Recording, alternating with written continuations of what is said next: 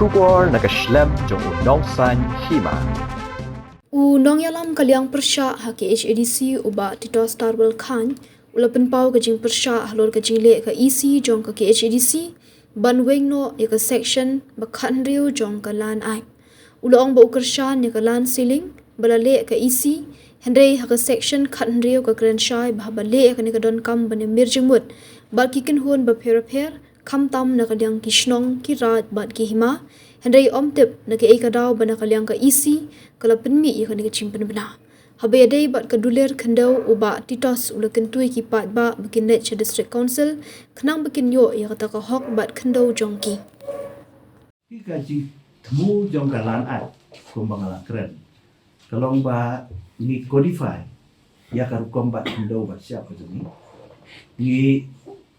itu ya ki dulir ai kandaw kiba ai dah ki rang bat senong kiba ai dah ki SIM ba ai dah ki saudara ba kum ter bat ada ka de na kalian kur te ban pen scam shushu e kita ki kon ka lembah kan ni ka at ni kentu ye ki brio ye ki pat ba bakin wan ban register hapo district council kenang bakin yo e kata kalan title right certificate kata di ka jingtmu ko balong simple kemala om siai om bahkan ni kalau ban codify ya kan kombat kandang cumi tenreng ngayu iya kini isni bakal ami ko ka notification na kalian jongka estate committee kabala le ya kan ikan land ceiling hoi kajitmu kalau ko bah ngam om bang Pyrshah wa house om ba bang kalau ngai kerja ni katu si ya kan jingle jongka isi tenreng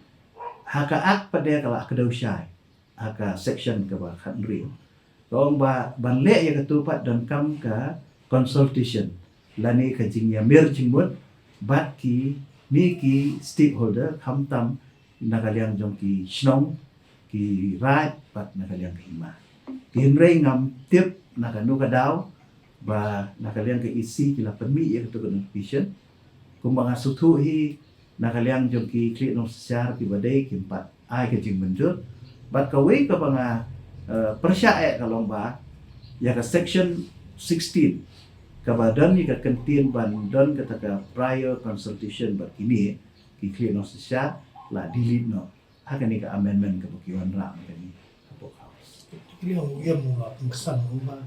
kani ka jing ra nya diga hadim ki review ki course kapan iba ka jing kendu ni ka consultation kalong kamju position no re ni pet pat ni jaka ju ni ra kinang luna kinang her tina kata daw ki pindu ai pinta lada kalong pun taru kam lile tamba kam dadon kam pada kan ban delete ya tu ka kentin na ka section kan tu fitang apil nga isi ba kan review ba kan